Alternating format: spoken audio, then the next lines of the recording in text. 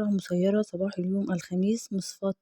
تكرار البترول في العاصمة السعودية الرياض دون وقوع إصابات بين العاملين، حيث صرح مصدر مسؤول بوزارة الطاقة السعودية بأنه مصفاة تكرار البترول في الرياض تعرضت لاعتداء بطائرة مسيرة عن بعد، مضيفا أنه نجم عن الهجوم حريق صغير تمت السيطرة عليه دون أن يؤدي إلى إصابات أو وفيات. وأدان بشدة هذا الاعتداء الجبان، مؤكدة أن هذه الأعمال التخريبية والإرهابية التي تقرر ارتكابها ضد المنشآت الحيوية والأعيان المدنية في مناطق مختلفة من المملكة لا تستهدف المملكة وحدها، وإنما تستهدف بشكل أوسع زعزعة أمن واستقرار إمدادات الطاقة في العالم، وبالتالي التأثير سلبا على الاقتصاد العالمي. وجدد دعوة المملكة إلى دول العالم ومنظماتها للوقوف ضد هذه الاعتداءات التخريبية والإرهابية والتصدي